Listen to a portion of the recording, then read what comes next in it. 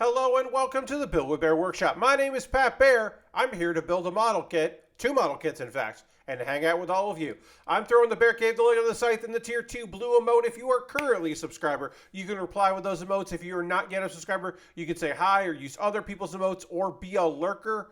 You've got options. I'm here for you. Lashbrook is here. Hello, Lashbrook. It's Saturday. The Super Bowl is tomorrow. This is your pregame event. I did not update my the info there about what I am building here. I forgot to do that because this was chosen by my $10 patrons over at patreon.com/PatBear. And I forgot to update, which is on me. That's part of my prep that I missed. So we're going to do that. And we'll do that there. But yeah, we're finishing up the Gundam Aerial, and we are starting the Gundam Asmoday. The Gundam Asmoday, if you're like, Pat, I know a lot about Iron-Blooded Orphans. I don't know anything about the Asmoday. Well, that's because it's from Iron-Blooded Orphans Erd Hunt, the mobile game. So the cool thing about, one of the cool things about it, since all of the Gundams are from the Calamity War and in the era of Iron-Blooded Orphans that we're watching, those are all like lost Gundams. So you can just find other old lost Gundams, like the two that we've already built from the series and the game, and this one, the Asmoday. And so yeah, so you can just use the frame because all the Gundams have the same Gundam frame, and you just build some different armor around there. And you can take a kit from 2016 and slap some new stickers on it and some new mold parts. And boom, you got a kit that you put out in 2022, and I buy it. My $10 patrons voted on one of 3 kits from Iron-Blooded Orphans because I have a backlog of 3 Iron-Blooded Orphans kits, and I wanted to build one of those. So yeah, so that's where we're at. That is the plan for this evening, is to work on to finish the Gundam Aerial. Got to finish up the Gundam Aerial. And once we finish the Gundam Aerial, then we're going to move over to the Asmoday and start that. Tonight's Aristofans here. Hello, Aristofan. Welcome, welcome. Tonight's plan, we'll talk about some anime in the second hour. We'll talk about some news from various parts of the world. Some stuff that I thought would be fun to talk about. It's going to be probably a chill experience. My update. Nippers, still slightly broken. We can look at that in the overhead. The nippers broke on Thursday. The tip broke. I am still using these. These will become my backups. Right now, my backup are these heavy-ass wire cutters. They're just not good for model kit building. These are not great for that. These are great for, I have a bunch of sprues that are too big to fit in my trash.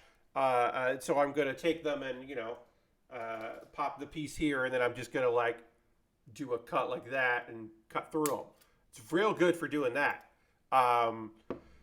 But I will say this, an update, I put a knockoff, quote unquote, knockoff brand.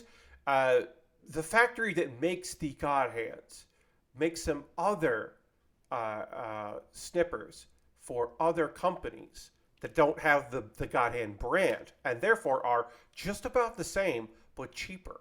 And so I put that on my wish list yesterday. I was like, all right, well, I'm gonna need more nippers, so I'll put it on the wish list. And I looked today while I was updating the wish list, and I added something else. Hey, somebody bought those nippers, so they'll be here sometime next week, and I will have new nippers at some point. I'm looking up the name of them. So thank you to the person that bought the.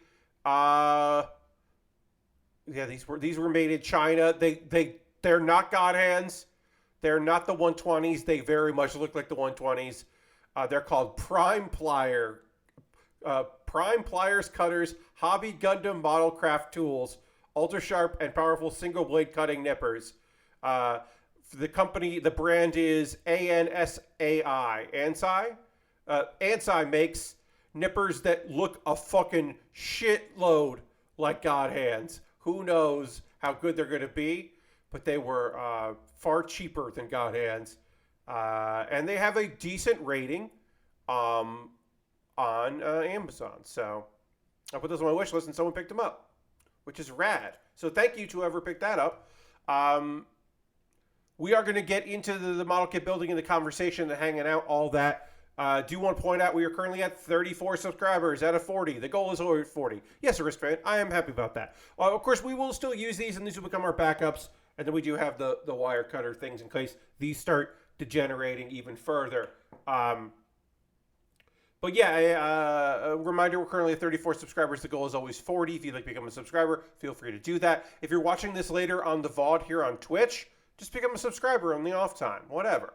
If you're watching this on YouTube, hi, thank you for watching this on YouTube. Watch a live stream one of these days, why don't you? Or just subscribe on Twitch, even if you don't watch all the time, because that's cool too. All right, I'm going to retweet my tweet, because we're going to finish up the aerial, because we're basically done with it. I made the quote-unquote mistake of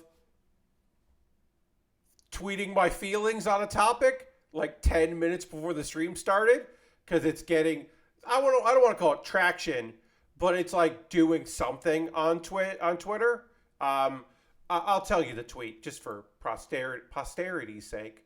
We'll go to the overhead here, take a look at our kit that we're working on here. We'll even this out. Yeah, there we go. Nobody's talking about this. That's in quotation marks. Always strikes me as hollow.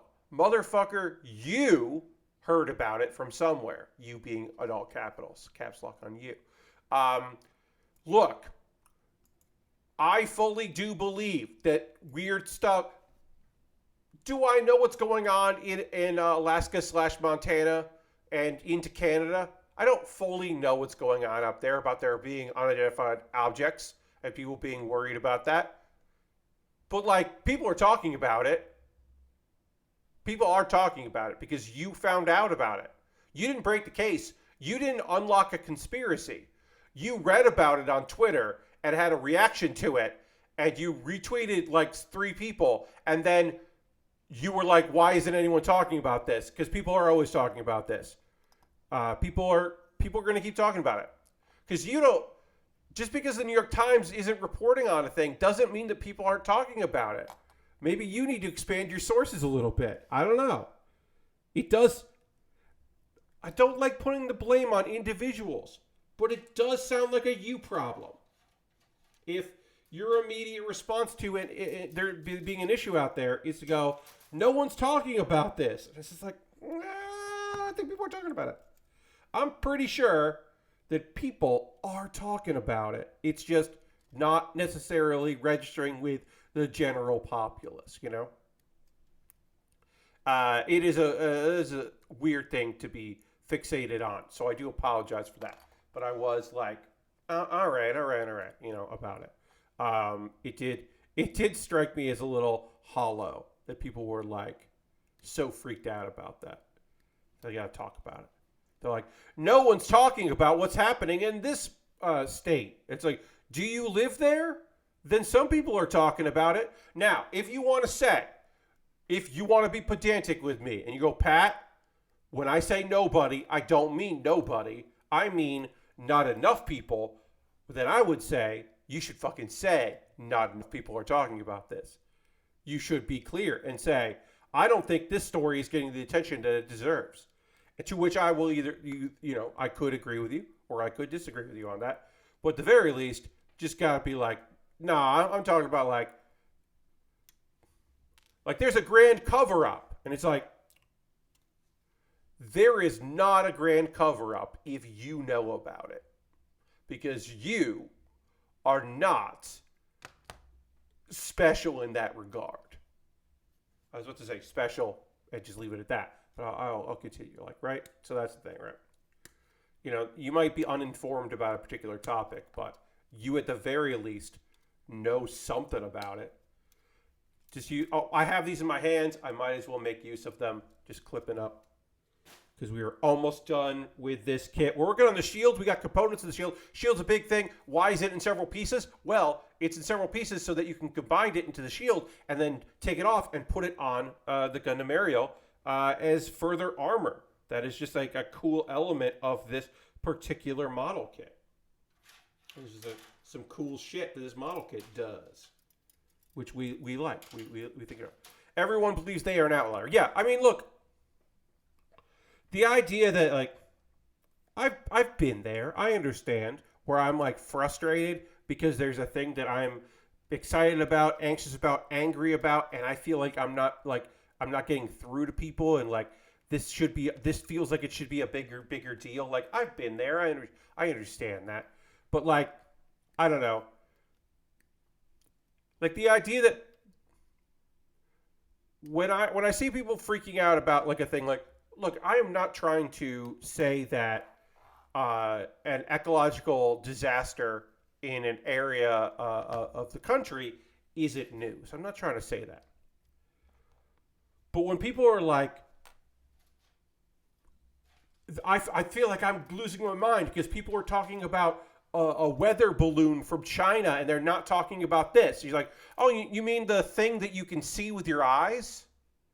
You mean the thing that has global implications and not a accident in a part of the country? Like, hey, Flint, Michigan still doesn't have drinking water. Like, this country not taking care of small rural populations is not shocking to me.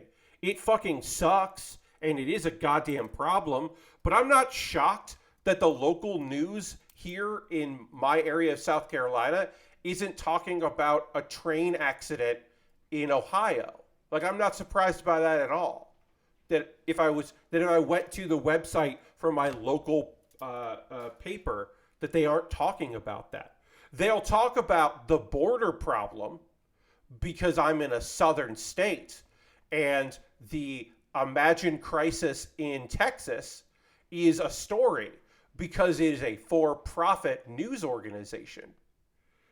So they'll talk about the thing that garners them engagement. But they're probably not going to talk about how, yeah, fucking yes, the train unions told us this shit was going to happen. Like, yes, they did tell us that. Yes. And it is in several people's best interest, lots of different kinds of people's best interest, to be like, not making this shit a big deal. It's like, also, yes. I don't know what to tell you. I'm not trying to be like pessimistic or callous or whatever. But I see stuff and I'm just like this, and I'm just like, yeah, fucking sucks. Like I don't have a better thing to say about it, unfortunately. But it does not surprise me that like the American news media at large isn't covering one story or another. Like, yeah, I don't know. Like when I hear, oh, did you know that like this happened, and there was another thing that happened here, and that we didn't hear about it. It's like, yeah, I'm sure we didn't hear about it. There's a bunch of stuff that happens that I don't hear about, and I try to pay attention. I try to pay attention locally. I try to pay attention nationally, but I'm also like got other stuff going on. I don't know. There was about 5.5 hours yesterday where all I did was watch wrestling and talk about the wrestling I was watching and hear about other wrestling, because I watched 5.5 hours of wrestling yesterday in a row. And I still didn't watch a big event that people were talking about. I still didn't see anything from New Japan. And I still managed to watch 5.5 hours of wrestling and thoroughly enjoy myself. And I still missed out on some apparently fucking baller wrestling. And it's just like, yeah, there's only so many hours in the day. And like, you can only do so much, is my general thought on it. Like, pay attention, resist the urge to grow numb to information that is presented to you, certainly. But like, there's only so much you can do, and there's only so much information you can pull in before like it just becomes overwhelming. And all news is slanted, right? All news is, like chosen. You know, that one of the reasons why it is, as an American, I said American there, as a American citizen, I think it is helpful to pay attention to international news out of the BBC. But also, the BBC is biased in many, many ways about British news. So you don't want to get your British news from the BBC. But you can get your Canadian news or your American news from the BBC, and that's a pretty good source. But you can't be your only source. It certainly can't be your source for British news, because of course it is slanted there and subjective and all those other great words.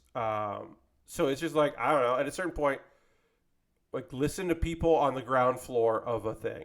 Like, people who have boots to the ground on a thing, you know, that's generally a good place to start.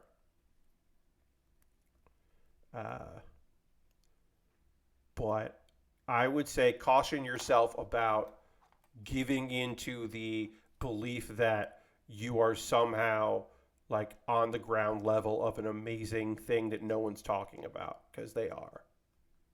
That might not, you know. Also, this is a thing that I always say, like, in my opinion, a good response to nobody's talking about this thing is to be like, maybe not enough people that you like are talking about it. And maybe that is an opportunity to expand the pool of people you listen to. Because, you know, a lot of times that shit's not new. I don't know.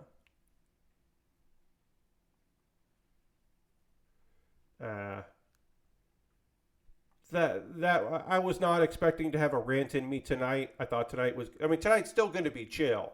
It's going to be a chill evening. But yeah, I did not believe that I would have a rant in me. So,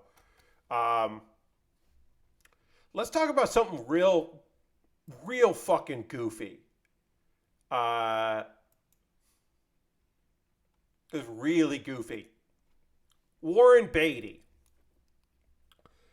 I didn't know about this because in 2008 or 2010, whenever this happened the first time, I wasn't paying attention, and it was outside my knowledge base about this event.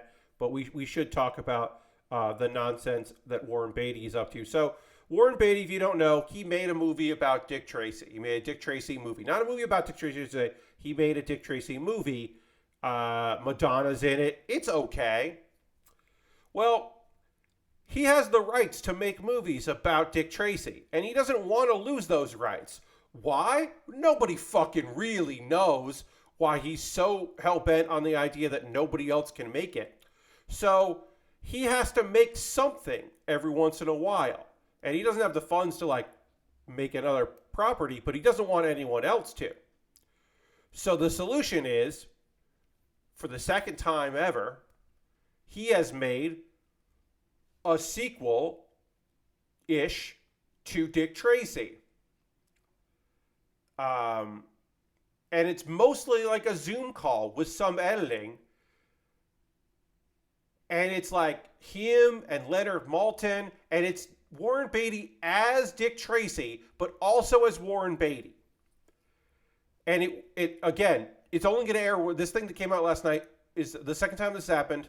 And it airs on Turner Classic Movies. And I don't know why. I don't know why it happens the way it has to happen, where it's like interviewing Dick Tracy about the movie Dick Tracy, which he, in some instances, likes the movie, but in other instances, like, doesn't. There are some things he doesn't like about it, which, in my mind, has to be like editing choices that, in the end, like battles that Warren Beatty lost in the editing room, in the editing bay, and he's just like unhappy with how it turned out. Like, that's the only thing I can think of. Like, why are you so mad about these things here, Warren Beatty? But it's just like one of those things, like, I don't know. See, also, why we're getting movies about Spider-Man villains who only have like 3 issues runs. Yeah, I mean, it's just the thing of like, you don't want to lose the rights to things, so you'll make it. I don't know why a thing on Turner Classic Movies counts. Like, I don't know how that gets around it. I don't know if, and no one is bothered challenging. Like, here's my thing. Are people, like, offering him, like, hey, we want to make this about Dick Tracy? And he's like, no. They're like, well, if you don't make something about Dick Tracy soon, we're just going to fucking do it. Like, are people threatening?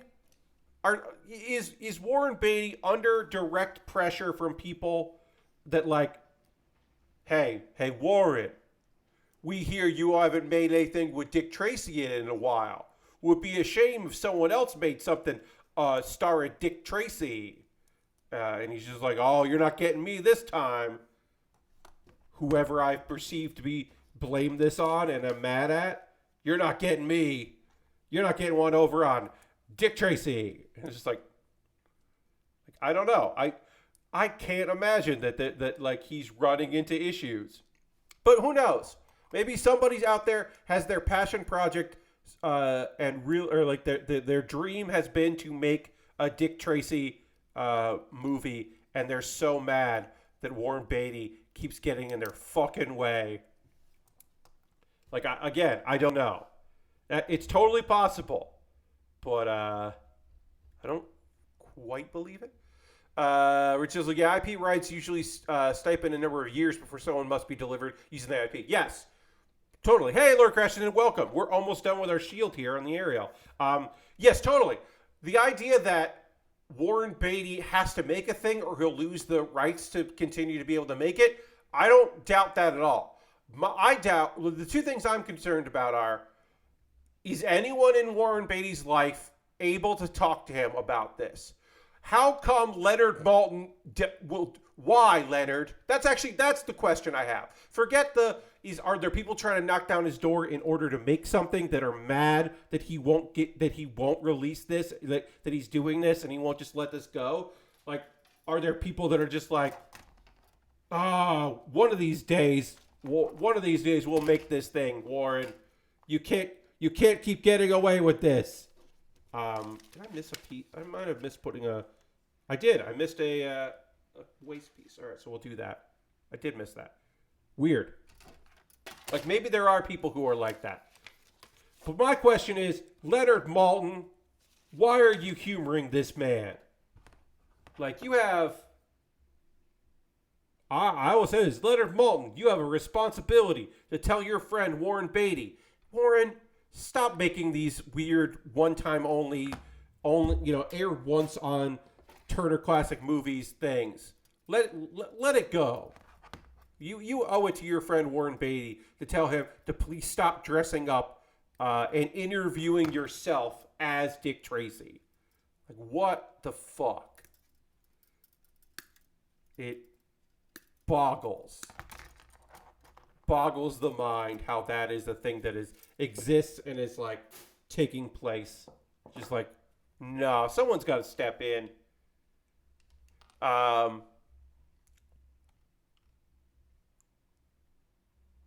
It's 30 minutes.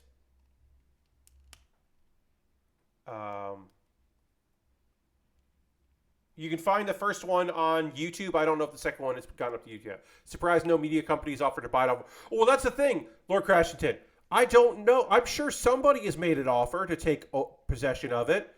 And I don't know. But the thing is, I don't know what he wants from it. Like, the first movie made a lot of money, and then they didn't make another one.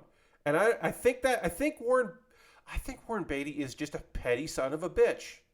That's what I think. I think he is just a petty motherfucker, which I can respect.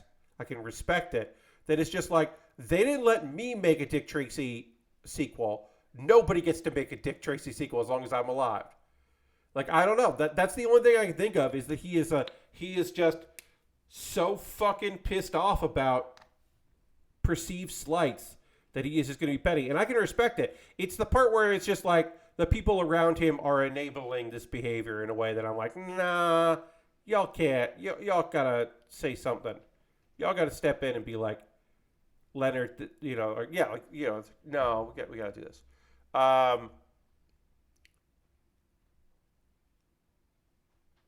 Let's see.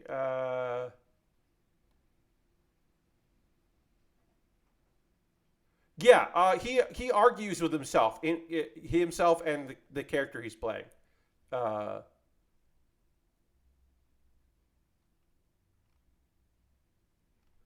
It's so weird.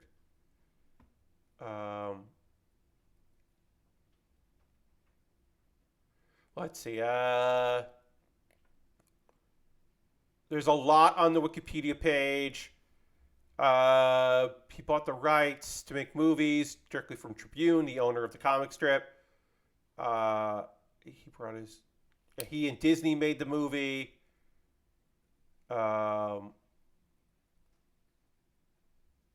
Disney wanted, so Tribune tried to do it, and he was like, "No, you can't." A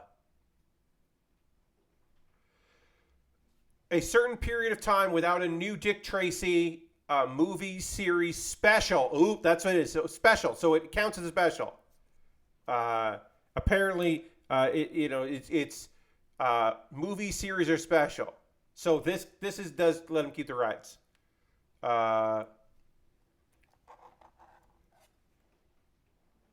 So every time he comes close to it, he has to put a special. Now, why Turner Classic Movies is enabling this, I also don't know.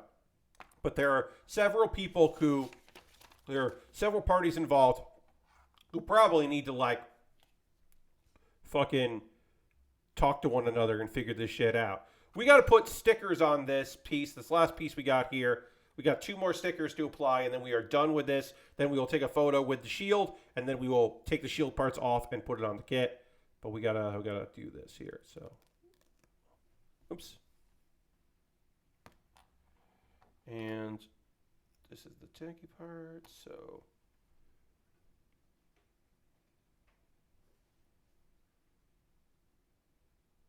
oh, that went on pretty good. So there.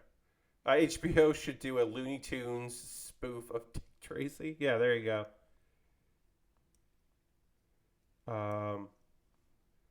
Let's see. Yeah, so it's just so weird.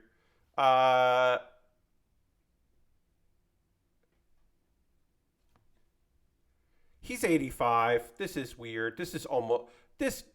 You could make a case that this is elderly abuse, that allowing him to do this is just abusive. This is very weird. Very weird story that I was like, I want to talk about this weird thing. Here's another thing. This is a quick hit, an update, because we have it. It's been a little while since we talked about Attack on Titan. As you know, we are currently waiting for the part 3 of the final season. That's right. There have just been the final season is an ongoing thing. The goalpost keeps moving about the final season. Originally, when they announced the final season, lots of people were like, but there's so much of the manga left. How are they going to do it in one season? And the answer to that was, it's going to be part 1 and then part 2 coming. This is actually part 1. And people were like, what? And they're like, okay, well, part 2 will finish it off. And then part 2 came and they were like, part 3 coming in 2023. And people were like, oh, okay, what the fuck? Okay. Guess what part 3 is? Part 3 is 2 one-hour-long episodes. The whole series is going to wrap up in 2 more hours of content.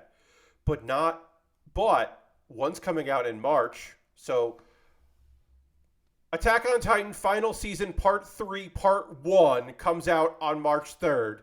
And then Part 2 comes out sometime at the end of this year.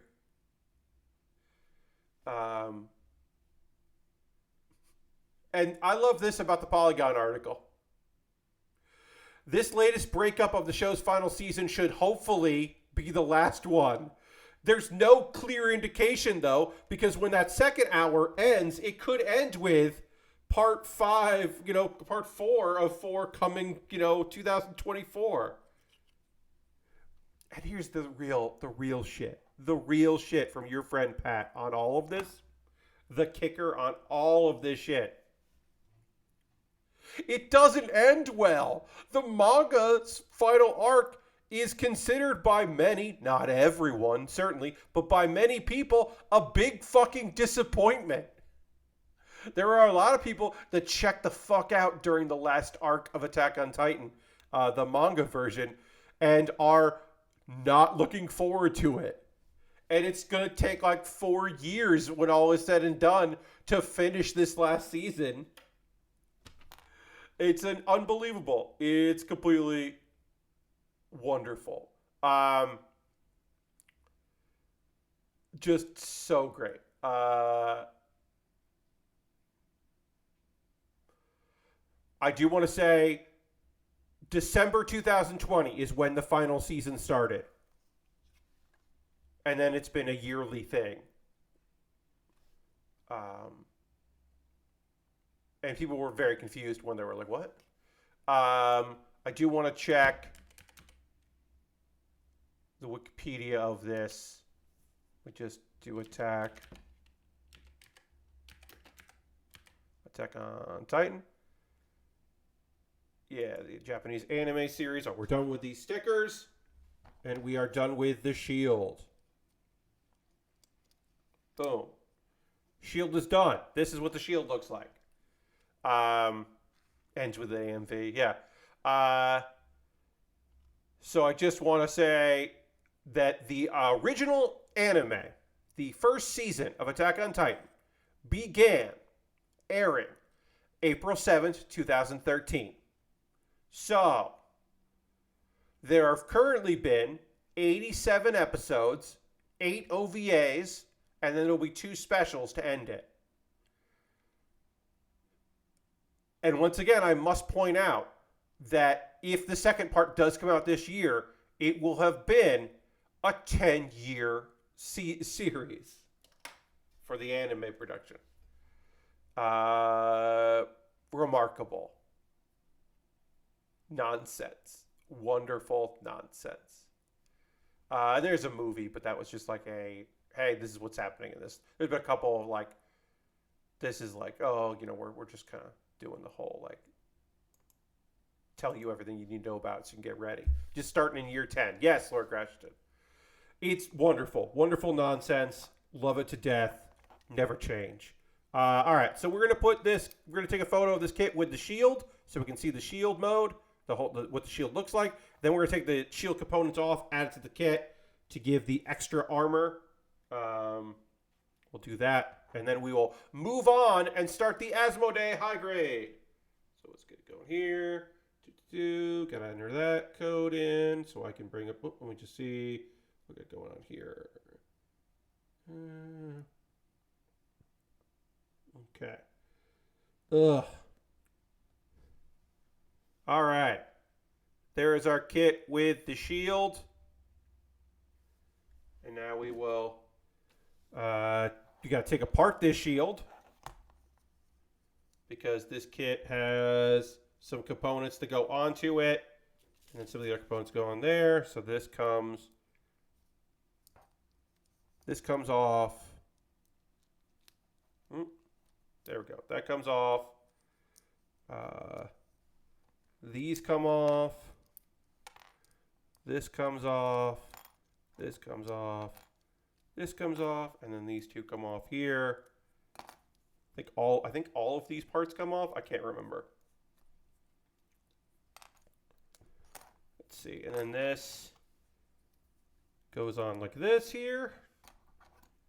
So we get the new butt. Get a new butt on here. That's fun. So we get like a V fin. And then that goes on this side. It is pretty fucking cool that the that this like breaks apart and becomes a like armor, like boost armor. I don't know. I think that's pretty neat.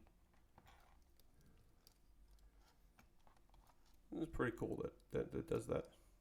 All right, and then these are shoulder pieces.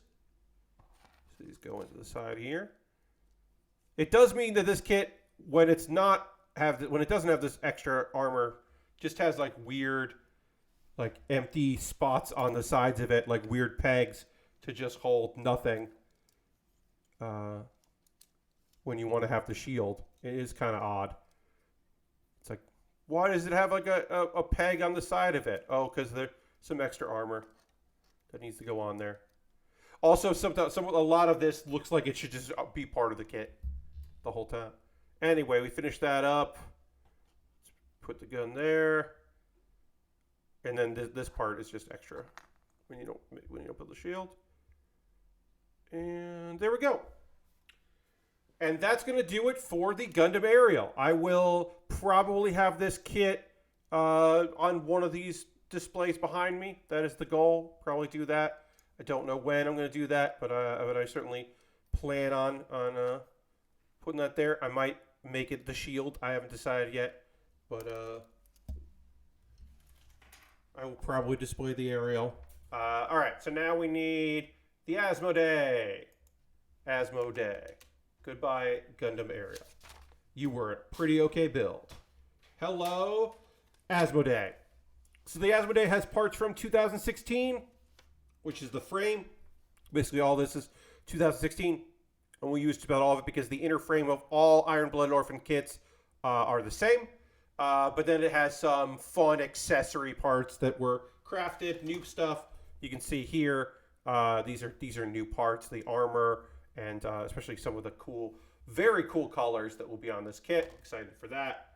And some of this is, 2022, so some of this stuff is new. But the inner workings of the kit are are from 2016. And there might be some stuff that is not used. But yeah, a lot of it is new, which is fun. We like that. Have some new stuff. There are a ton of stickers. There are a lot of color correcting stickers. Some of which will be totally necessary, and some of which is just all right. So this kit has a lot of stickers, which is a shame, but it's not a surprise that the Asmoday would have so many stickers involved in it. That is unfortunately par for the course at this point, is to have a lot of color correcting stickers. I'm not surprised about that. We got some weapons on here, which is cool, and then some of the weapons combined to make bigger versions of the weapons, which we enjoy. Big cannons and all kinds of stuff. Also, for some reason, the feet have claws that can come out to grapple, and that is an odd choice. I don't know if it's a mechanic in the mobile game or not. I bet it's not. But yeah, there's some cool shit on this, so we'll get started on that. And while we're getting started on that, Jackbox, the 10th party pack is coming out this fall. There was an announcement, a press release out about that. So we'll just kind of do that as a quick hit. I don't really have much to say about that. We certainly will be playing Jackbox at the end of this fall when it comes out, the 10th one. That started in 2014. So this is the pack 10, the 10th of it. Which is cool. Let's see. On top of that, Jackbox will highlight one previous party pack per month in the lead up to the launch, which is hey, here's a bunch of cool shit. 5 games. Does not sound like there's going to be the mega pack or the hub pack, the party hub, which is what a lot of people have been wanting for a long time. A way to have you don't have to buy every game, but if you had every game, you could just open it in here and then watch and just click, and you wouldn't have to keep quitting out. I know that's a fucking ton of work, and I don't think that's a feasible request, but it is something that would be cool to have. And I'm not a game developer. I don't work for Jackbox, so I can just wish that happens instead of being understandable that it isn't going to happen. I can just be don't, but what if you fucking did? That would be pretty cool. All right, there was wrestling last night. There was a bunch of wrestling. We'll talk about some of the wrestling now before we take our pause for the cause, which will come at the at 10 p.m. Top of the hour. So, okay, let's see here. Gonna go to my wrestling notes. Ronda Rousey is back. Gotta hit Rich Gallup, indeed. Ronda Rousey is back. That sucks for everyone. Looks like she's probably going to continue to tag with Shayna Baszler, which is a bummer for Shayna Baszler. Not feeling it. Not psyched about that shit. Jimmy and Jey Uso are back together and tagging, but we don't think that Jay is fully back in the bloodline. And maybe Jimmy will also quit the bloodline. Or maybe, I don't think they're going to break up that tag team. But I do think that, shenanigans going to happen. We got some storyline stuff. We got some clandestine meetings. We got 2 shows in a row where Paul Heyman was cutting a promo and then felt scared, which is a fun combination. And then Paul Heyman's playing some people off each other, trying to play the brothers off one another. It's a whole thing. Lots of shenanigans happening in professional wrestling over in the WWE. Also, Madcap Moss is now the #1 contender for the SmackDown, or not SmackDown, but the Intercontinental title. He's going to face Gunther, and that is that's a choice. There was a 4-way fight with Santos Escobar, Rey Mysterio, and Karrion Kross, and I would have thought that it wouldn't be Madcap Moss, but I should have known it was because he debuted new ring gear, and that's usually not an indication of anything except that his previous ring gear. So Madcap Moss came in, and he was like a heel that told jokes, and he sucked. Like, he told bad, corny jokes because he's Madcap.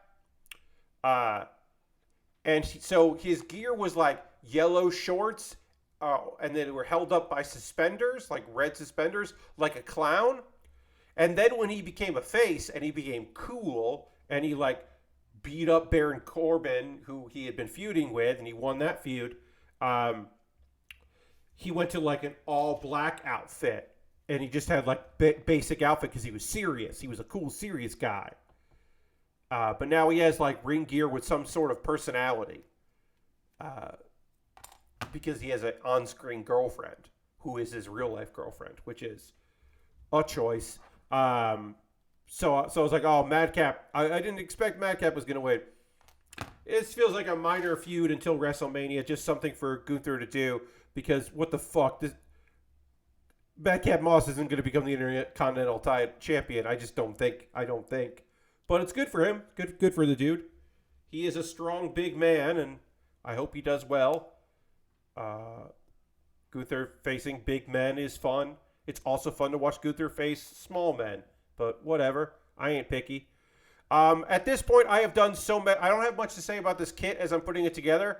At this point, I have built so many of these that it's just yeah, it is what it is, my friends. I have built so many inner frames of the Gundams from Iron Blooded Orphans that I'm not stressing about it. And then on the other side, we need A21. I can do this.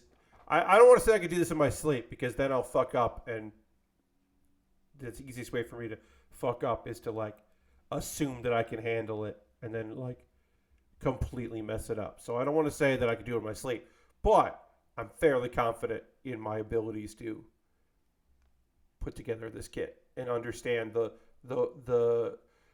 demonic nature of this kit. That it has a hunch to it, because it's supposed to be a demonoid and not a humanoid like other Gundams. Let's see. Wrestling. Mark Briscoe is going to be on Dynamite again. That is kind of surprised that it's going to be this soon, but good for him. He's going to face Josh Woods, who was in Ring of Honor, and they have a history. And that's a fine how do you do. His promo I thought was very funny. Let's see. Other things in the wrestling world. AEW Fight Forever is coming this summer, supposedly. And it got a T rating.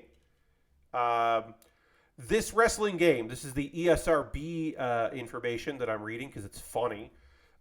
This wrestling game in which players compete in matches with wrestlers from the AEW roster players use punches, kicks, and grappling maneuvers to drain their opponent's health. In some types, e.g., barbed wire, stadium stampede, unsanctioned, players can use barbed wire, baseball bats, metal chairs, and Molotov cocktails against opponents. What? That was the part that I was like, Molotov cocktails? What the fuck's going on, video game? Against opponents, eventually resulting in submission and or knockouts.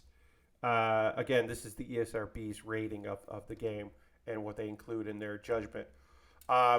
Blood spatter effects can occur during matches, staining the mats. Video footage of real matches also depicts blood on wrestlers' faces and bodies. The game contains some mild suggestive material. Female wrestlers in revealing outfits, deep cleavage, bunny outfits, partially exposed buttocks, wrestlers performing taunting gestures, e.g. crotch chop, slapping buttocks. Real footage sometimes depicts wrestlers drinking alcohol and smoking. The word shit is heard in the game. I can't think... They're talking about Sonny Kiss, I think. Because I think Sonny Kiss is the only AEW roster member who you see their exposed buttocks. I think. I don't think there are any female wrestlers who expose their buttocks in their costuming that I can think of. So I think they're talking about Sonny Kiss. I think. Because their outfit is fairly revealing. Nothing wrong with it. But yeah. So I don't know quite what they're saying with that, but that is a funny thing. Also, why does this game have Molotov cocktails? Who's crotch shopping? Who's crotch shopping in this game? Is it Billy Gunn? Is Billy Gunn playable in this game, and does he do crotch chops? That's the only thing I can think of. I don't quite know. I am unbelievably excited to find out about all of this dumb shit. All of this dumb shit is right up my fucking alley, and I'm very excited about it. I will look, I can't say for certain that I'm going to be purchasing this game like day one. I think at some point I certainly will. I will wish list it when that is appropriate, and or like have a gift card up on my Amazon wish list that I'm like, hey, if you buy this gift card, it's $50 towards me getting the game, that kind of thing. Like, I don't know. I have to be pretty good with money right now because I don't have a lot of it. I gotta be smart when it comes to what I do have here, because things are not perfect for me right now vis-a-vis funds. So yeah, that's all wrestling nonsense. To talk about one more wrestling thing. I can't fully and easily describe to you things about Tokyo Joshi Princess Max Heart Tournament. If you've ever thought about getting Wrestle Universe for like the 14-day trial, I would say please do it. I think Wrestle Universe is awesome. You get Noah, Pro Wrestling Noah. You get Ganbare. You get DDT, and you get Tokyo Joshi Pro Wrestling, which is the thing I get the most use out of. Just an incredibly wonderful, fun. The show last night had English commentary, so you can follow along. Often you can watch it without that, and you can still pick up what's going on. Incredible matches. Two people won their very first singles match. In one case, she's only been wrestling for a couple weeks, like a month and change. She got her first win. But more interesting to me anyway, in her first singles win in 2 years since she debuted. Big shout out to Arasu Endo. Big shout out to Endo, who won her first singles match. She has been involved in some tag matches but this is the first time that she's ever had a solo singles win since she debuted. Endo has made some waves in certain online internet communities. She is a fun wrestler. She doesn't really have much of a gimmick still, but she is a great wrestler and a lot of fun. And also is not out. She is not a known queer wrestler. But when the Tokyo Joshi Pro Wrestling roster was required to wear masks while ringside and not performing, her mask of choice is the pride flag mask, a rainbow mask. And she's a big Sailor Moon fan, and her favorite Sailor Scouts are the lesbian scouts. She really likes Sailor Uranus. And where there was a big like sailor thing, and she's there taking photos of like pointing at her favorites while wearing a mask that is the pride flag as a mask.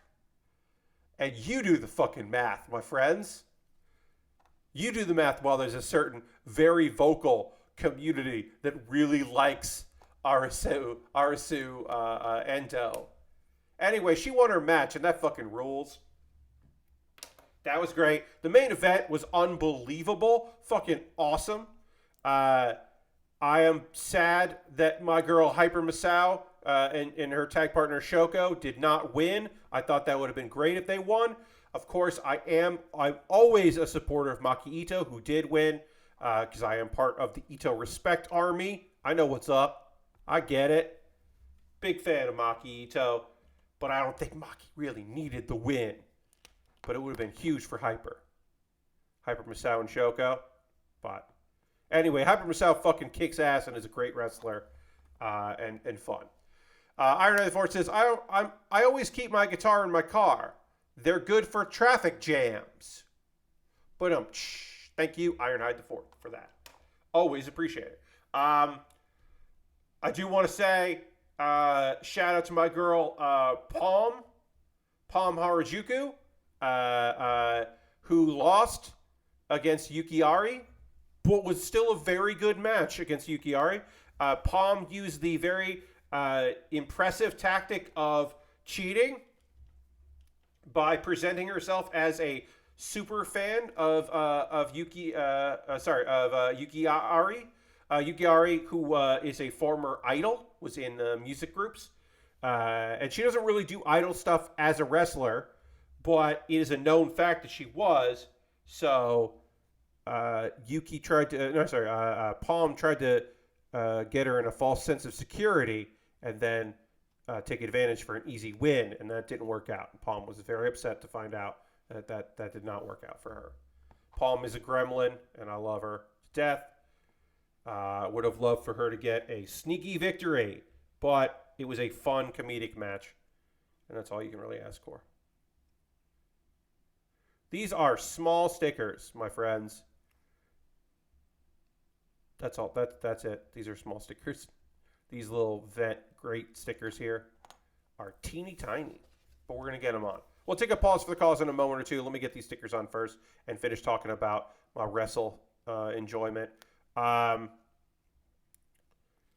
Let's see. The semi-main event was a tag match, which was Yuka Sakazaki and Mizuki versus Miyu Watanabe and Suzumi. Miyu Watanabe is the future of New Japan. New Japan. Tokyo Joshi Pro Wrestling. She's the future.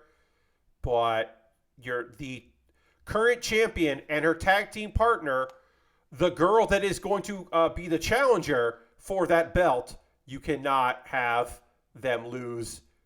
That was like, nah, they're not going to lose. We did have 3 new rookies come in and say hi, and one of them is fucking very tiny and very quiet, and I was like, oh boy, you are, even for Tokyo Joshi Pro Wrestling, you are a tiny little lady. Juria Nagano is out They were pushing her hard. She has 2 broken fingers. So she has taken a bunch of time off and also cut her hair while she's off. She just got a haircut, like a short haircut, which I think is very funny. Just be like, oh yeah, now you know this isn't an angle, and then I'm off because I cut my hair shorter than I would if I was wrestling. I was like, oh, that's kind of cool. I like that. But yeah, she broke 2 of her fingers, so she is off for a while. They were pushing her to the moon, so that's a shame. Definitely gonna have to change up some plans for Juria. Is there anything else from this that I thought? No, I think that's about it. As far as that, it was a good show. Oh, I didn't talk about Andre the Giant Panda. So, Idolmaster, which is a mobile game, and there are a bunch of console games versions. Idolmaster has a partnership with Tokyo Joshi Pro Wrestling. 2 of their wrestlers are currently in the game, and then they have a third character that is not a wrestler, but is a girl dressed as a giant panda that they named Andre the Giant Panda, which is a fucking great idea. Andre the Giant Panda is a smart plan. So they had someone in a giant costume, a huge giant costume that had fans in it. So it's one of those, like, you know, those sumo wrestling things that puff up because of the fans. So they wanted this giant panda in the ring, and it rolled into the ring. But since it rolled into the ring, the air got sucked out of it, and then the guy who was in the costume couldn't stand up for a while until it inflated more. And it was visually really fun, and the girls were like acting like they were scared of it, which was a great choice. It was really weird and very good. But it was so fucking big. And it was one of those things where like, oh yeah, then it'll go into the ring. It'll just roll in the ring. Like, I bet they didn't practice that because it didn't work right.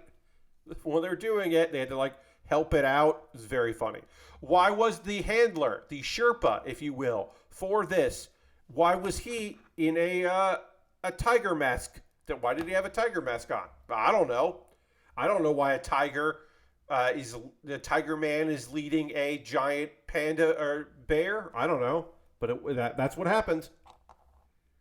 These are all things that happen, friends. I'm not making up any of this. It's beautiful and weird, and I love Tokyo Joshi Pro Wrestling because, like, what the fuck are they even doing over there other than putting on great performances? Cool, weird shit, my friends. All right. We will continue this kit in a moment. We are going to do a pause for the cause. I'm going to talk about ways you can support what I do around here. You're going to listen to it. You can zone out for a little bit. You can take a pause. You can take a mental pause for the cause if you want. If you'd like, you can just chill out. While I talk about ways that you can help me support what I do here, which are all optional. None of these are things you have to do, but if you would like to do it, you're more than welcome to. First and foremost, if you're currently a subscriber, you can throw the Barricade, the Lego, the Scythe, the Tier 2 blue emote if you're a Tier 2 subscriber. Being a subscriber is the easiest way to support what I do here through cash money. You're $5 a month, or for free if you have your Prime Gaming token. If you have Amazon Prime linked with your Twitch, you get that token. You can use it on anyone. Use it on me. Hey, Ghost Valve, welcome. Again, subscribing is the easiest way to do it. I ask people to put in there. You don't see ads before the stream starts. You get cool emotes made by Xandra, and that's rad. So you're supporting me by doing all that. We are currently at 34 out of 40 subscribers. The goal is to hit 40. It's always the goal. If you would like to become a subscriber, that would be great. If you wanted to gift a sub to somebody in the community, if you don't want to be a subscriber, you already are a subscriber. You want to join a Wrist Fan of the Gift Sub leaderboard, you could do that. Gift a sub out to somebody. That would be rad. If you wanted to donate a bit or a coin, you don't want to cheer. You want to join the cheer leaderboard with Harold, you could do that. You could overtake Harold with 11 bits. You could do that as well. That's another way to support me through that. That's all the ways to support me through Twitch. There are other ways to do it. We'll get back to model kit building soon, but I gotta promote my stuff. I have a Patreon. Patreon.com/PatBaer. There's a $1, $3, $5, and $10 tier. There are different rewards for the different tiers, and you should take a look. My $10 patrons voted on what I'm building right now. This kit, the Asmoday. My 3, 5, and 10 decided that I should play WWE 2K22 next Tuesday for my bonus stream. They voted on that, and that's what I'm going to do.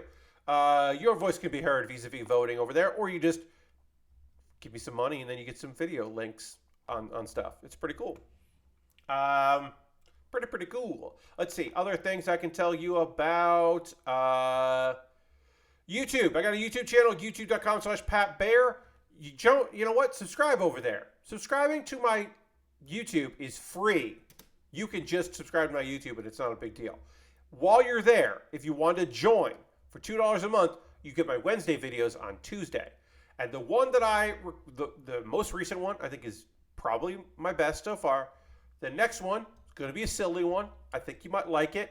A little bit based on some, it's based a little bit on a pun and a little bit on current events. That's the next one that will be coming out next week. So you get that early. Consider that.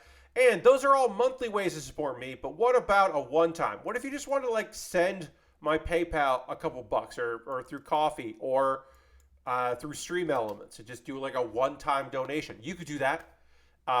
Everything I make through one-time donations through YouTube, which includes AdSense, so watching my videos helps me, through Patreon and through Twitch, all goes into a fund. I take money out of that fund. I buy model kits with that. This Asmoday I bought last year because I had funds to pick up a kit. I have some money left in that. I can consistently buy kits. I have a decent backlog. I have some kits that I have bought to arrive in the future. I'm doing okay with that. I got some Lego. I got some model kits. But, like if you were like, Pat, after you're done with this Asmoday, I don't want you to build a kit from your backlog. I don't want you to buy Lego or build Lego that you bought from Target with a gift card. No, Pat. I've got exactly what you should build next in mind. Well, in order to be able to pull that off and not make you a liar, you'd have to go to my Amazon wish list and buy something off that. Because anything bought on my Amazon wish list becomes the next thing I build. It jumps the queue. I make a dedicated video for my YouTube about the thing that you bought, because it's the least I could do, and it becomes the next thing that I build. I've got Lego sets. I've got model kits, inexpensive kits, expensive kits, kits with free Prime shipping, kits with Prime shipping, which is different. They're different. I don't know. A bunch of different things here that you could get. There's Prime, and then there's Prime free shipping, and those are different things. I don't know. There's inexpensive kits, very expensive kits, kits that have dropped in price over time, which is really nice to see. And then there's some gear at the bottom. Somebody did purchase new snipper clips for me because my snips have the tip broke on Thursday. So I do have new ones coming from that, which is awesome. I also put up on that wish list, I put a $50 gift card to GameStop. If you buy this $50 game card, I will use that $50 plus more because it might be a full price, and we don't know yet. And I will buy WWE 2K23 when that comes out. I think I should probably put in like a smaller donation than 50 in case you want to go towards it. But if you buy a GameStop gift card, I will use that to buy the Steam version because you can do that through GameStop. You can buy the PC versions of stuff that will be played on Steam. I'll make that work. That's the easiest way to do it. Instead of pre-ordering a video game, that's kind of hard to do on a wish list. So I figured that actually is the easiest way to do that. But that is my promise that if you buy that, I'll buy a video game that we'll have some fun with. Let's see. I have an alternative to that. I have a Throne wish list. I just added some stuff to my Throne wish list. I reorganized my Throne list. It's nice to have alternatives. Some people had asked me in the past for an Amazon alternative, and then I got it for you. It's Throne. They do good work. And I have a couple model kits on there, some weird model kits. And then I also have, this one actually is unavailable. So I'm going to remove it. Why won't you let me remove that? All right, whatever. I'll do that later. I'll do it later. There is one kit on my wish list that apparently is out of stock. But you can see it on there. You can find some stuff. You can also suggest a gift if there's something that you think you'd love to see me build or a piece of gear you'd love to see on Throne, you can suggest it. Someone suggested very expensive lighting gear, which I put on my wish list and they didn't buy, so then I took it off the wish list. And then also, you can always just go to USA Gundam Store, buy a gift card. You get a code in your email. Send me the code. Whisper me here on Twitch. DM me on Twitter with the gift card code. And that's that. If you want to support me, and we'll get back to building real soon, friends. If you want to support me and you don't want to spend any money, but you still want to like hang out, I got a Discord. It's a lovely little place. Join my Discord. It's nice. We just had a bunch of Lego kits that people put together, posted in the build photos section, which is really nice to take a look at a lot of Lego that's been built over time. I love to see it, friends. If you build model kits, if you've been doing painting minifigs, you know, like or your Warhammer stuff, and you're like, I'm working on a kill team. Check it out. I love to see that stuff. Feel free to post that in the Discord. It doesn't just have to be me posting the stuff I work on stream. Okay, a couple of video links for you to check out, and then we're going to talk about some anime and get back to building, because we got to get back to building. Pat Bear's Anime Club. I'll have a new episode up on Monday. I just recorded that today. But the most recent Pat Bear's Anime Club that's up there is me talking about all 11 isekai that are out this season, because some people ask about that. And then Baerly Rehearsed is an ongoing video series where every week I write a character piece and perform it, and I promise that I have done some preparation, and I have rehearsed it, even if it's just barely. And this time around, this most recent one is I legitimately, for real, used AI to write apologies for a fictional YouTuber slash streamer. Because that's going to fucking happen. And when that does happen, when someone gets called out for using ChatGPT to write their apology email or apology notice, then I can say like, hey, isn't it weird that in February of 2023 I called my shot on this? See, prescient. Also, it's just kind of funny to write. It was a fun exercise to write and like to try to make sense of several apology messages. Not hard to do either, which is probably bad. All right, let's talk about some anime. I gotta drink some water. My throat is parched. It is cold around here and dry, and I got a dry throat right now. So I'm gonna drink a little water. And while I get ready to transition back to the overhead to work on this, we'll also have some dramatic music play right now.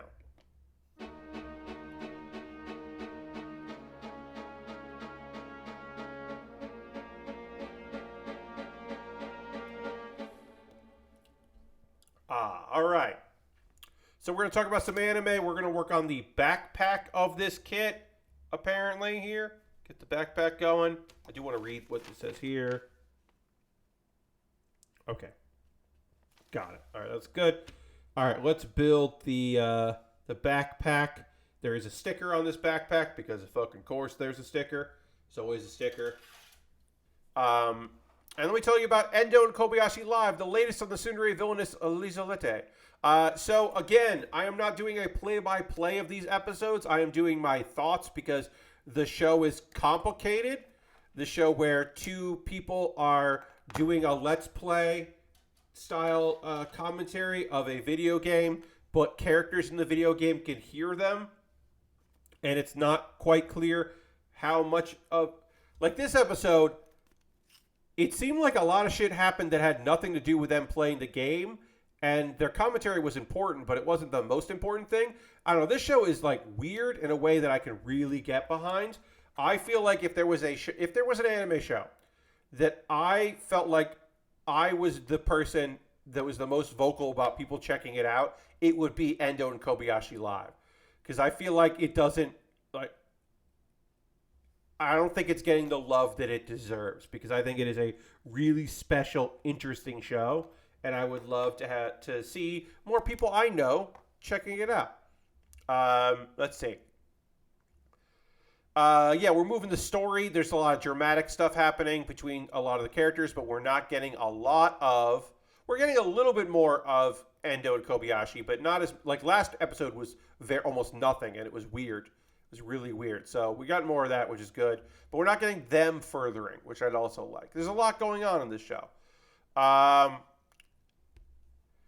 Now that our would-be villainess realizes that she, like, what her relationship is to the heroine, we could see more of that. We're actually getting, like, there's some stuff going on with the heroine that isn't generally part of the text, which is interesting. She's having nightmares, and that might be the influence of the fucking weird dude that's also playing the video game, because for whatever reason, two different people's games are, like, merged together in quote-unquote reality, and that's weird.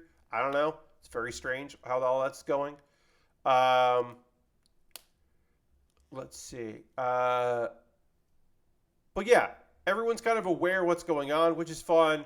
Also, at this point, our heroine and our prince both fully and 100% understand Lise's Tsundere lifestyle and activity. Like, they fully understand what's going on with her, which is great because now they can kind of translate that.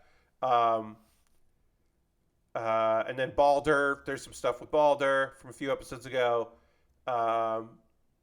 And now they kind of get to talk to each other and, like, fix their misunderstandings, which is, like, the stuff you want for that kind of romantic comedy thing, is characters to interact and kind of understand one another and clear up misunderstandings, and then more misunderstandings would, you know, come down the pipe. But it's, yeah, I don't know. It felt like there was a lot of stuff they wanted to, like, get through in this episode as they're wrapping things up, because one would assume in the next episode new plot stuff is going to happen, so they're trying to get through conversations.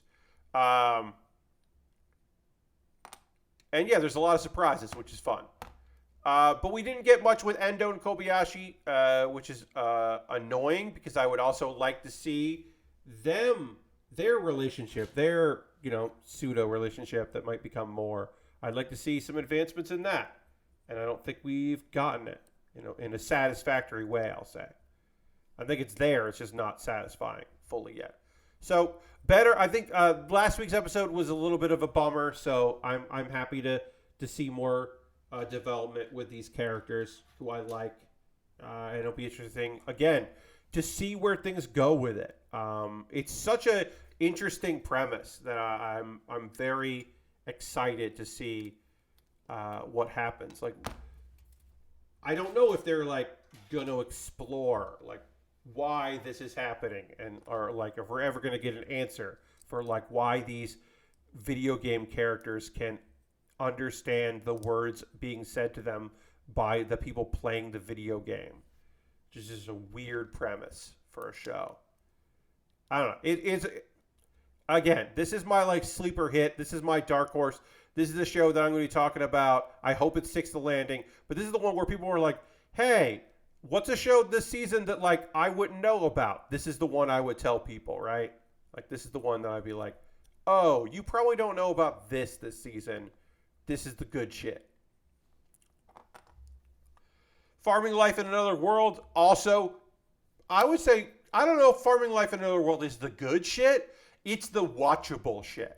There's a couple shows, and I'm talking about two of them right here, that are just inherently enjoyable and easy to watch and just, like, comfort food level anime, and I am on board for that. 2023 has not been the kindest, so having, like, a totally watchable, enjoyable series like this is just like, fuck yeah, let's do this thing. Let's go for it. I'm on board. So we had a wyvern show up because the demon army is, like, seeing what's up, seeing what's going on over here, like, seeing what's going on. Oh, we finished the chest, by the way. Chest is done. We can move on to the head, which has a lot of stuff going on in this head. This head has a big old, like, crown. We will have to apply the stickers here to C1. So we'll do that. Let's see. So Wyvern shows up, and then Hiraku's, our main character, his farming tool changes into a legendary magical spear, which defeats the Wyvern, and everyone's just like, what's happening, including our main character. It's like, why did my why is my farming hoe so awesome? Um, the Demon Lord's generals are all freaking scared. The Dragon King is just like, what's going on? Who is living in the Death Forest? He's gonna make some wine. Hey, you know the god that because his main character, he died. His soul transferred. God said like, hey, what would you like? And he's just like, look, I don't need much. I just want a healthy body and I want to be able to farm. And God overreacted to those requests, apparently, because, let's see, what do we got here?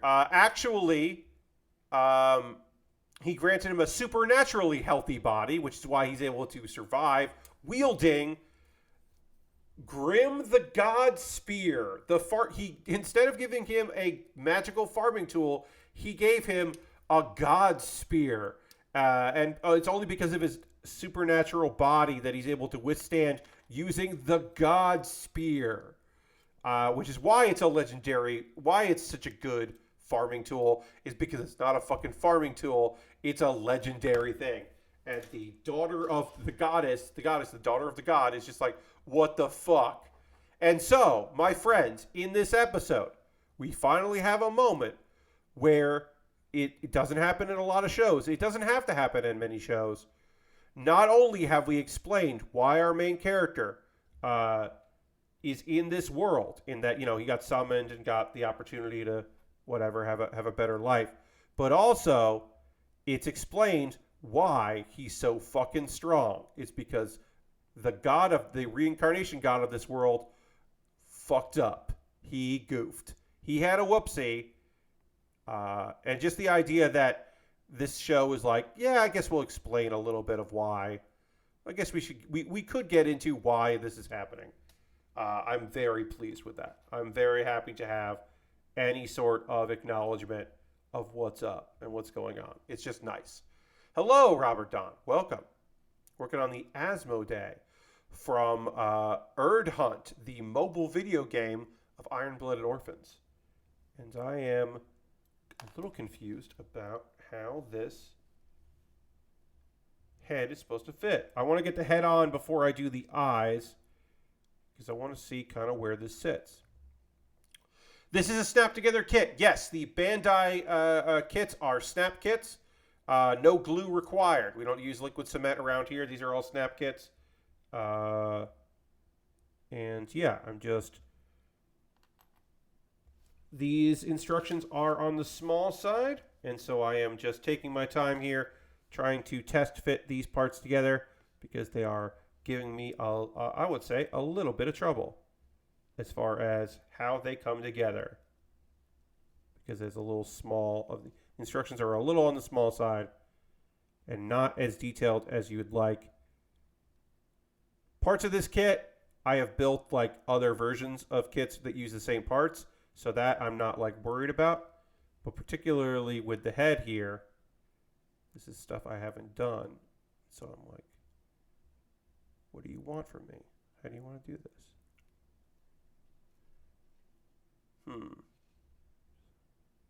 Let's see. No, that's not that. Always interesting when I'm just like, This is a 1/4/4 scale. The high grades are 1/4/4. And yeah, so we're just going to figure this out here. I should probably do a better job of just looking at the photo here as we try to figure out how this head comes together. That is a thing that happens sometimes with model kits like this, is that the heads are like on an angle, like are built like on an angle. I do have to remember that once again, this is a kit that like is kind of like demonic in nature, or the vibe they're going for is demonic. And it's like, once I remember that, then like it starts to make sense how this head is shaped. Because it's like, oh yeah, all right. So it's kind of wants to look a little bit more like a demon than a human. So that's probably how this comes together. Yes. So this is probably how this comes together. Just like that. And so if I angle this right here. No. Yes. Okay. I have now figured out how this head goes together. Whoops. Now I just have to actually do it. Yeah, I mean, like, the set I have built myself here allows me to have some room to put some stuff out and rotate through some things. And then I often just have a box underneath my bed filled with some other kits that I, right now, don't display or, I have no plans or no room for. But that is always the problem with model kits, is that sometimes you just run out of room because you want them out and about. I'm going to tell you, I'm glad I didn't put the eye stickers on yet, because I want to try to get this together before I do that. But yeah, this is just being awkward in a way that I was not prepared for. Not prepared for this to be a weird experience putting this kit together, or putting the face together here. Trying to get this. What's wrong? What's weird? It's going to be one of those things where, like, when I do put this together, when I do, like, snap this all in place, I'm just going to be like, oh, that's how I was supposed to do it, huh? All right, great. I'm going to feel foolish when I do figure it out. Also, when people are putting kits together, they often, not always, but often, are not on stream while they're doing that. So, like, if I was having issues with this kit, and I was not streaming it, if I was just building it at home, I would just take a break and I would walk away, or I would jump to another part of the kit and be like, you know what, I'm going to figure out the head later. Right now, I'm going to start working on the arm, because that shouldn't be weird and that shouldn't be, like, confusing for me to figure out. Yes, the stream pressure does happen. I don't feel it often, but occasionally I'm like, well, I can't wait around forever to do this. Like, at a certain point, I've got to, like, figure out why this head is not connecting right with these parts and what I'm doing wrong. At some point, I got to figure that out. Joseph Vinny Caravella's Billy Bookshelf and stuff. Oh, yeah.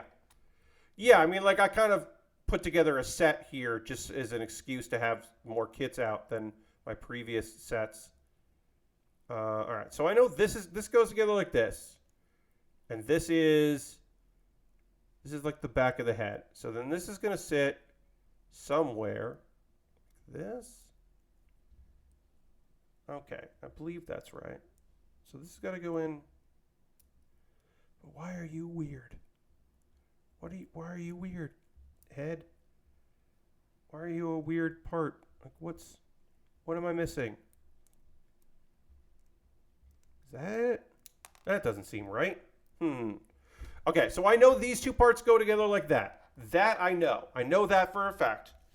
And then there's another part that's going to face in the front here. I'm going to pop out this other piece so that I can get a better sense of how this head looks. I'm, like, also looking at the reference photo. Reference photo can help out as well.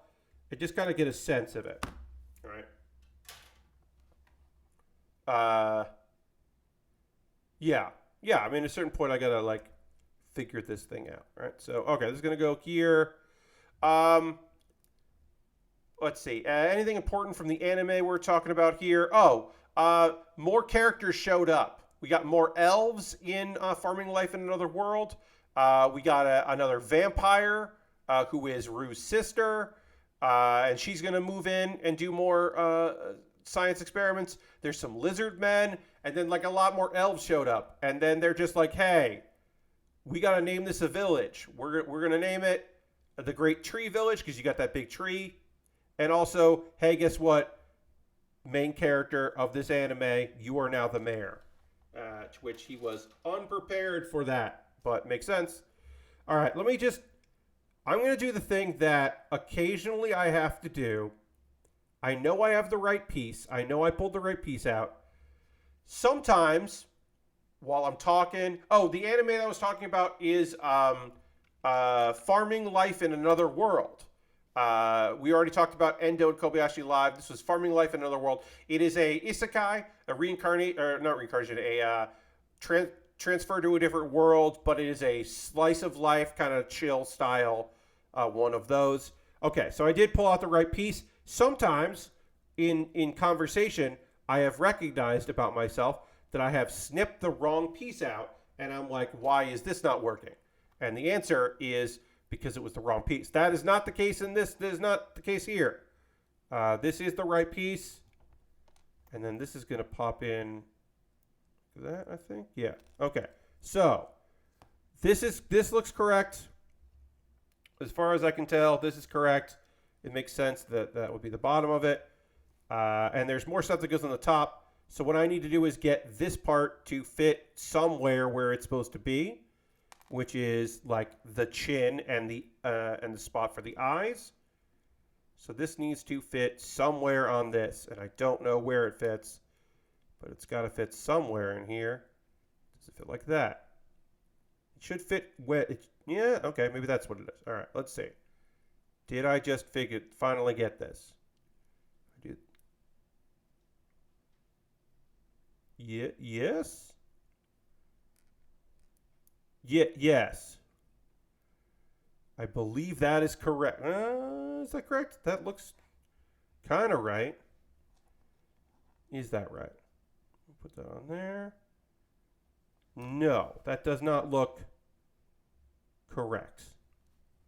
Yeah, that is not correct. That looked right, but then when I looked at it again, I was like, nope, that is not actually accurate. Okay, that felt good. That felt good. There we go. Yes. There we go. That feels right. Okay. As soon as I got it like lined up properly, it just like slipped in there and felt snug, so it isn't gonna like just fly off. And that's the feeling you want when you are applying snapping plastic into plastic. You want it to step in there properly and feel good and snug, and that happens. And then this goes. I do have to put stickers on over this, but this is going to go above it. And I don't know where that goes. What does this piece do? This is like the chin. Okay. I'm not quite sure where this piece goes and how this piece fits in.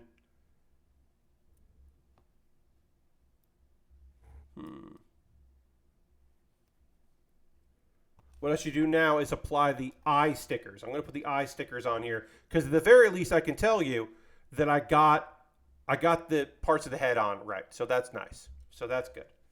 The last anime I want to talk about is Chillin' in my 30s after getting fired from the Demon King's army, which I am one episode behind on still, but I have been enjoying quite a bit. This was a lot of like our main character, Daryl, who is a human that was raised in the Demon King's army, but then was fired when his, the man he thought was his brother, who we still don't know if they're actually blood related or not. Anyway, his brother like kicked him out of the army, and so he retired in a human settlement, discovers, actually, oh wow, I'm a human. Oh yeah, I'll put that in there. I don't have it set up. That title is Chillin' in my 30s after getting fired from the Demon King's army. This is a overpowered main character. Our guy Daryl was raised by the Demon King. When the Demon King retired and his brother took over, Daryl got fired from the Demon King army. And then turns out, hey, guess what? Daryl isn't strong for a demon, but he is fucking very strong for a human. He didn't know he was a human this whole time. So he couldn't do demon magic, but he can do a lot of human magic, which he never realized. So a lot of it is him hanging out in a human village. There's a girl that looks like next episode we're going to get some plot development of the girl that like has fallen for him. He's an adventurer in the guild. They would like him to become the new mayor. It's a whole thing, but it's a pretty laid back series. Pretty enjoyable. It is a long title, right? It is it is definitely there's a manga adaptation, but there's also, it started as a light novel. So yes, the Chillin in my 30s after getting fired from the Demon King's army.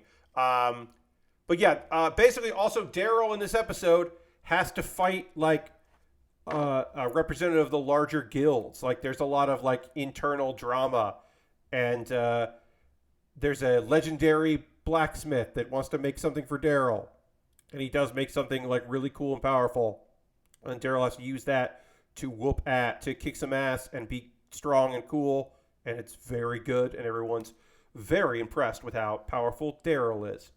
Why can't I figure out how this piece fits in?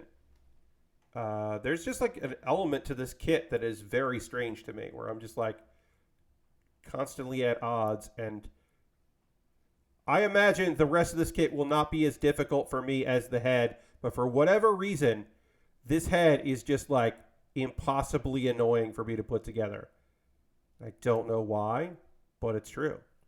Anyway, that episode was really fun. Oh, there we go. All right, now I got that on there. Great. Episode was good. Chillin' in my 30s, very lightweight, very easy, very watchable. But looks like we're going to get some relationship stuff in the next episode with the girl America that he saved, who is very strong. And then I'm sure we'll have some issues with the Demon King's army because they are looking to maybe find Daryl again. They don't know that he is since he got retired, they don't know where he is. So it'll be interesting to see what happens with that. I'm going to panel line this now because we're just going to keep adding more and more layers, and it'll be a lot easier for me to hit this with a black marker now as we're building it up. That is a tip that I can give to folks that like to use the Gundam markers for panel lining is if it's a very complicated thing like this is with a lot of layers, sometimes it's hard to get at those spots that you want to hit with the marker, so you do it in waves. Sometimes it's a lot easier. Indeed. But yeah, that this is coming together. It's not a big deal. At the end of the day, it's just a model kit. This is the kit I bought last year. I'm excited to work on it, but it is not like it is not going to win. I'm not going to be defeated by this model kit. Like I said, there have been times where I'm just like, and you know what? I can do that, right? My stream, if I want to jump and start working on the right arm and come back to the head, I'll do that. I'll like figure it out off stream, and then on Monday I will be like, hey, here's why this was giving me trouble. I figured this part out. Like, that is totally an okay thing to do. I'm not above it. I am not above like doing that, because what I don't want to do is get so infuriated with what I'm doing that I make mistakes, right? Because I can kind of fix some mistakes, but this is still plastic. We're still working on some stuff here. If it doesn't go quite right, it can be a little annoying to fix. Yes, so the panel lining is to make it appear a little bit more like comic booky, a little more like like the lines there. It gives it some detail. It's very easy to do. I'm doing the quick and dirty method, which is just I'm hitting it with a marker and then hitting it with an eraser to clean up my mistakes or to clean up the excess. And where there are lines, it will stay in unless I really press the eraser. Some people use their fingers to clean. Some people use like a Q-tip or a tissue. I like using the polymer eraser because it is just really easy to get in there. And one thing I have noticed is, this does not stay on quite right. I'm sure when I put the top of this on, it'll hold shit better. And there's a little bit here on the very crown that I can hit with the marker, and it will just kind of give it a little bit more pizzazz. A little bit more. It's really noticeable on like white. Like if I zoom in here, you can see here, like right here, I hit it with a gray marker, right for these spots here. This is much more noticeable with a little bit of a marker. Like that, those little panel lines really pop where they wouldn't have otherwise. Otherwise, they wouldn't have looked as good.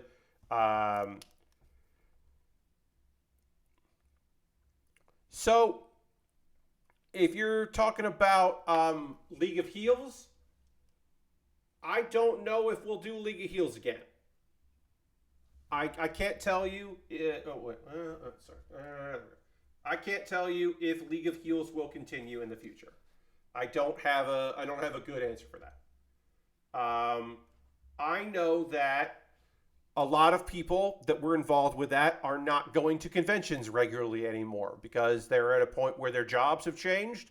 They're not part of a company. I can't expect any games journalist to go to PAX anymore because the companies they work for don't budget conventions right now. Maybe they will in the future, but right now they're not. So like if anybody let's say like Polygon, right? If anyone from Polygon is going to do that, because we've had some people, we had Patrick take part. We probably would have more. Submit has done it several times. If Submit's going to go to PAX East, it's because he paid for it, right? Like he's not going to cover PAX East as part of that. If anyone from San Francisco or LA goes to PAX West, that's kind of like on their own dime now, as opposed to being part of a company outing. So that changes who can go. And on look, there's plenty of indie folks that I know that are still going to be there. It's just a tough thing. And for me, going to conventions is a tough sell these days. I have gone to PAX Unplugged, which is but we only did wrestling there once, and I don't think I would do it again because panels are not the big draw at that particular convention. But it's a really fun convention. For me, it's not hard to get to Philly, so it was nice to do. But yeah, as much as I love League of Heels, I love the wrestling video game show. I just don't know. I would like to do it. I just don't know if it's in the cards. Well, I appreciate that. It was a labor of love. It was a nice way to get a lot of friends together. It started as an excuse to get a bunch of friends just on the same panel, so that when Alex kind of helped come up with the idea, but it was Aaron and Eric when they started putting it together. It was just an excuse to get a lot of people that they liked in the same room for a panel, and then it kind of continued and spawned, and people started coming up with their own lore, and then we started coming up with script stuff and show ideas and premises and doing it at a bunch of shows, and it was really fun, and making merch and having a whole project that was very enjoyable. But now it's like I would love for it to come back. It would be a tough thing to kind of pull together. There's still a lot of cool, weird shit happening at PAX that I appreciate, like Harris Foster doing his Easy Bake challenge using Easy Bake ovens and having game developers have to make a concoction in a small amount of time is like, it's nothing to do with what we did, but the spirit of getting a bunch of developers together to do something very silly and nonsensical does have it is in the same vibe, right? It's like in the same like, oh, they shouldn't have let you do this. This cost too much money and time and doesn't like this doesn't help Finji, the people that hired you to come to this convention and work. Like, this definitely does not help them at all, but it is fucking cool and fun, which was always the sell. Like, when people were like, yeah, I'm trying to get my company to add me to the time, and then they're asking like why I need time off on a Sunday morning, and I can't work the show floor, and I gotta explain I'm doing a funny wrestling show, and they're just like, what does that have to do with what we're doing? It's like, it doesn't at all. It's just cool. It's like, yeah, it's a weird sell, but like, people certainly made time for it. So when people are doing like complete nonsense, silly things like that, it always makes me really happy. It does feel a little bit like what we were doing. And yeah, like I said, I would like to do more of it. I just don't know if that's feasible, unfortunately. All right, so we're gonna put that there. We've got 2 more pieces left to put together here. Our crown, and then we can say that we have finished this this head, which would be nice, and then we'll have the chest and the head done. So let's get that together. We need B20 and B14. And obviously this kit will be, I'm not going to say we're going to finish it on Monday, but we'll get some more of it done on Monday, and then continuing it throughout the week. Ooh, we're getting our first neon green piece, which is really nice. It's a good looking color. And then I need B20, which is here. Find B20. Ooh, what happened? Wait a minute. Where's B20? Did I already?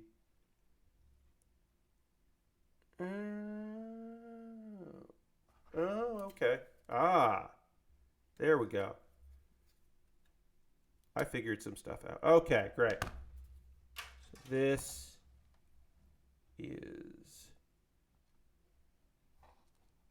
that goes that. Okay, got it. So that goes like that. And then this actually needs these to go behind it. That's why this was loose, because I had forgotten to put a part that I need to put there. That makes sense. All right. That goes like that. And then, let's see, does this need any, this does not need any panel lining. So we can put that right here. And we're done. Oh, yeah, I mean, like, Don, those experiences, like I have a lot of comedy experience and a lot of improv experience. That definitely helps with it. But yeah, like so much would go wrong in the moment. Like I forget, like, oh, there's supposed to be a tag team fight between these 2 teams. And eventually we just realized we're not, the USB hub that powers all 4 controllers for this PC game just will not reconnect. These controllers will not work. We have now wasted so much time troubleshooting. We need to continue. Okay, well, one of these teams is rich. So then you just whisper to one of them, just pay them so you win. And then, like, while they're doing that, you then just nod at the other people to accept the payment, because we cannot play a video game. Because honestly, playing the video game is the least important part. There'll be other games in this hour and a half. We got to move this show along. We have not budgeted for all of the people that showed up and wanted to do something that we figured out a way to get them in. And it's just like, okay. And there were a couple shows where we didn't have any tech issues, and those are also good.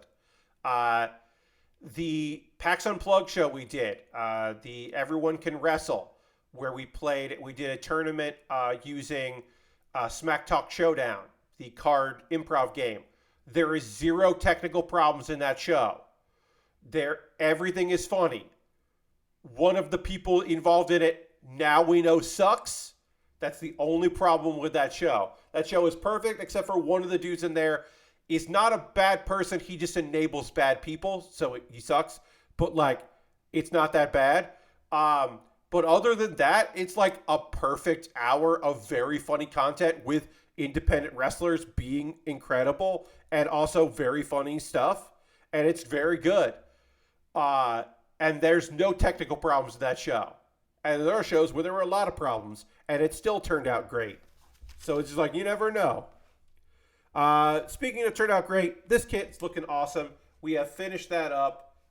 We can call that quits for this evening, because we are going to wrap up the stream. That is going to be the end of our building tonight. But we're not fully done here. Right? The head turned out great. Came together, looks great. We're not done here because we end every stream with a raid. That is how we end the stuff around here. We're going to go find somebody doing some cool shit. As John says, hey, John, we always end with a raid. Because got a great little community here. We're going to go hang out with some people who are streaming. I know that, unfortunately, it happens. I can't predict that. Thursday, when we raided Xandra was finishing up with her stream, but she raided. So the fun continued. So even though it wasn't exactly what we would have liked, that does happen sometimes where we just can't always predict that someone might not be done with their stream. We're gonna go raid our friend Vectroid. We're gonna go raid our good friend Rara. Rara is gonna show a bunch of employee training videos and a bunch of weird shit and playing some PS2 games. She is doing a subathon. She's trying to raise some funds to prevent her from being evicted. So you don't have to give any money to Rara, but if you want to, that would be cool. If you want to subscribe to Rara or make a donation, you could do that. But at the very least, you're going to see some cool shit because Rara has a wealth of weird, fun stuff. And her streams are always great. So we're going to go raid my friend Rara. Thank you all so much for being here. I hope you have a great rest of your evening. Come along on this raid. Come back on Monday as we continue this kit. We made some good progress there already, and we'll continue the good times. Thanks for hanging out. I will see you on the next one. Goodbye, everybody. Goodbye, goodbye, goodbye, goodbye, goodbye, goodbye. Goodbye, local viewers.